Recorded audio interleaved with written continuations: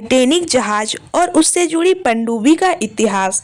जहाज का इतिहास, निर्माण और डिजाइन। टाइटैनिक का निर्माण 1909 से 1912 के बीच बेलफास्ट, आयरलैंड में हुआ था। इसे उस समय का सबसे बड़ा और लग्जरी जहाज माना जाता था। यह ना डूबने योग्य जहाज के रूप में प्रसिद्ध हुआ। इसे व्हाइट स्टार लाइन कंपनी ने तैयार किया था। पहला सफर। टाइटैनिक ने 10 अप्रैल 1912 को इंग्लैंड के साउथम्पटन से न्यूयॉर्क की ओर अपनी पहली यात्रा शुरू की। इसमें लगभग 2200 यात्री और चालक दल के सदस्य सवार थे। दुर्घटना।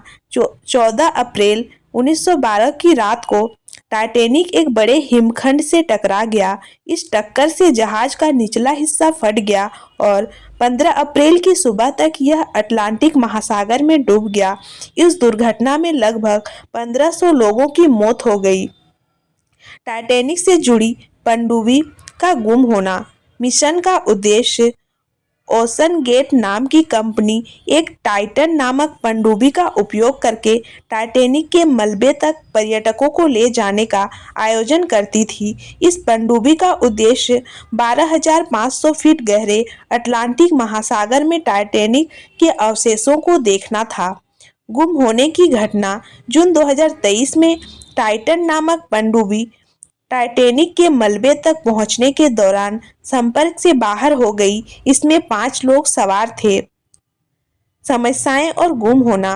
गहराई के कारण अत्यधिक दबाव और तकनीकी खामियों की वजह से यह पनडुब्बी टूट गई। घटना के बाद इसका मलबा समुद्र तल पर मिला, जिससे पता चलता है कि इसमें सवार सभी लोग मारे गए।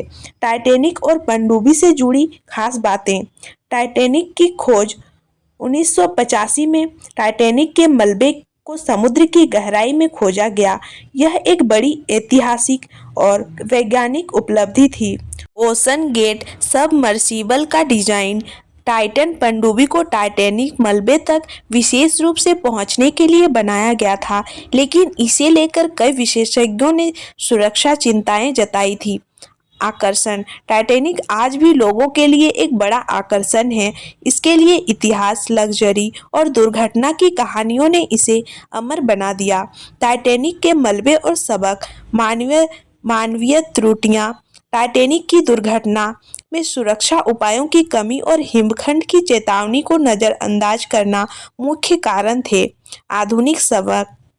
ओशन गेट की घटना ने यह साबित किया कि अत्यधिक गहराई में संचालन करने वाले वाहनों में उच्चतम स्तर की सुरक्षा की आवश्यकता होती है। टाइटैनिक का इतिहास और उससे जुड़ी कहानियां न केवल तकनीकी विकास की बातें करती हैं, बल्कि यह भी याद दिलाती हैं कि प्रकृति और सुरक्षा के साथ समझौता करना खतरनाक हो सकता है।